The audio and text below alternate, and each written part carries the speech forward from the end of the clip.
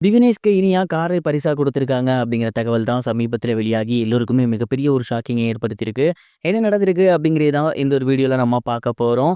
சரிகமப நிகழ்ச்சியில கடந்த வாரம் ஓல்ட் இஸ் கோல்ட் ரவுண்ட் ரொம்பவே சூப்பரா நடந்து முடிஞ்சிருந்துச்சு. அந்த ஒரு ரவுண்ட்ல கடந்த சீசனோட வின்னரான திவினேஷ் கலந்துக்கிட்டு ரொம்பவே சூப்பரான பழைய பாடல்கள் பாடியிருந்தாரு. அவருடைய பிறந்த நாள முன்னிட்டு அங்க இருந்தவங்க எல்லாருமே அவருக்கு கேக் வெட்டி செலிப்ரேட் பண்ணியிருந்தாங்க. தொடர்ந்து திவினேஷ் அவர்களுக்கு பார்த்தீங்கன்னா, ஏகப்பட்ட நபர்கள் பரிசு குடுத்திருந்தாங்க. அப்ப அங்க இருந்த இனியா பார்த்தீங்கன்னா, திவினேஷ்க்கு கார பரிசா குடுத்திருக்காங்க. "என்னப்பா சொல்ற? ஒரிஜினல் காரா?" அப்படின்னு கேட்டீங்கன்னா, நம்ம நெனைக்கிற மாரியான ஒரிஜினல் கார் இல்ல. இந்த ரிமோட் கண்ட்ரோல் கார் இருக்கும் இல்லையா? குழந்தைங்க விளையாடுறது. அந்த மாதிரியான ஒரு கார தான் அவங்களுக்கு பரிசா குடுத்திருக்காங்க. இந்த சீசனோட ஸ்டார்ட்டிங்ல திவினேஷ் அவர்கள் அதிக அளவு வந்து பெர்ஃபார்ம் பண்ணியிருந்தாரு. அந்த ஒரு டைம்லாம் பார்த்தீங்கன்னா, இனியா திவினேஷ் கிட்ட ரொம்ப க்ளோஸா பழகியிருக்காங்க. ஒரு தம்பி மாரி தான் அவர ட்ரீட் பண்ணியிருக்காங்க. அவருக்கு ஸ்நாக்ஸ் வாங்கிட்டு போறது, அவர் கூட விளையாடுறது அப்படின்னு ஏகப்பட்ட விஷயங்கள் பண்ணியிருக்காங்க. அப்ப அவருக்கு ரிமோட் கண்ட்ரோல் கார் பிடிக்கும் அப்படிங்கிறத தெரிஞ்சுக்கிட்டு, அவருக்கு இந்த பிறந்தநாளைக்கு ரிமோட் கண்ட்ரோல் கார வாங்கி குடுத்துருக்காங்க. மேலும் இனியா, "போன சீசன்ல நீ வின்னர் ஆயிட்ட. அதே மாரி உன் லைஃப்ல எல்லாத்துலயுமே நீ ஜெயிச்சிட்டே இருக்கணும். இது வந்து ஒரு பொம்மை கார் தான். நீ கேட்ட அப்படின்னு வாங்கி குடுத்தேன். ஃபியூச்சர்ல நீ மிகப்பெரிய அளவுல ஒரு பாடகனா மாறி ரியல் கார்லயே நீ வந்து இறங்கணும். அந்த மாதிரியான ஒரு பெர்சனா நான் உன்ன பார்க்கணும். அதுக்காக தொடர்ந்து நீ வந்து பாடிட்டே இரு. நீ வந்து ரொம்ப சூப்பரா பாடிட்டு இருக்க. அத விட்றாத. இந்த சீசன்ல எனக்கு 1, 2 பழைய பாடல்கள் பாடுறதே மிகப்பெரிய அளவுல கஷ்டமா இருக்கு. பட் நீ என்டையர் சீசன் பழைய பாடல் பாடியிருந்த.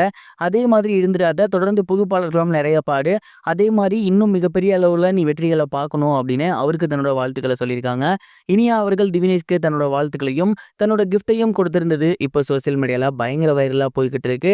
இந்த வாரம் பார்த்தீங்கன்னா, இனியா கண்டிப்பா டாப் 5க்குள்ள 2வது ஆளா நுழைவாங்க அப்படின்னு எதிர்பார்க்கப்படுது. போட்டி மிக கடுமையா போய்க்கிட்டு இருக்கு. இனியா டாப் 5க்குள்ள 2வது ஆளா நுழைவாங்களா? இல்ல டாப் 5 விட்டு வெளியேறுவாங்களா? அப்படிங்கிறத பொறுத்து இருந்து தான் பார்க்கணும். நீங்க இத பத்தி என்ன நினைக்கிறீங்க? அப்படிங்கிறத மறக்காம கமெண்ட் பாக்ஸ்ல ஷேர் பண்ணுங்க.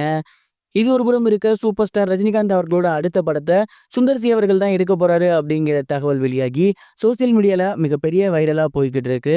சூப்பர் ஸ்டார் ரஜினிகாந்த் சமீபத்தில கூலி படம் நடிச்சு முடிச்சிருந்தாரு. அந்த படத்த தொடர்ந்து ஜெயிலர் 2 பண்ணிட்டு இருக்காரு. அதுக்கப்புறம் அவர் இமிடியேட்டா கமலஹாசன் சாரோட ப்ராஜெக்ட்ல ஜாயின் பண்ண போறாரு.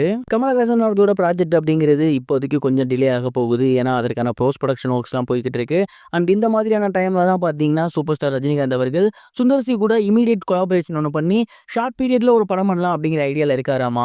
சுந்தர் சி மற்றும் ரஜினிகாந்த் இவங்க 2 பேரும் இதற்கு முன்னாடியே அண்ணாமலை அப்படிங்கிற படம் சேர்ந்து பண்ணியிருக்காங்க. அந்த படம் மிகப்பெரிய ஹிட். மேலும் ஷார்ட் பீரியட்ல எடுக்கப்பட்ட படம் தான் அது. சுந்தர் சி எப்போதுமே கம்மியான நாட்கள்ல சூப்பரான படம் எடுக்கக்கூடியவர். அதனால ரஜினிகாந்த் அவர்கள் அவர அணுகியிருக்காராமா.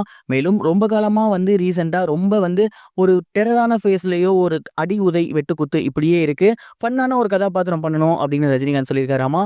முழுக்க முழுக்க ஒரு ஃபன்னியான கதாபாத்திரத்துல அவர பார்க்க ரசிகர்கள் காத்திருக்காங்க.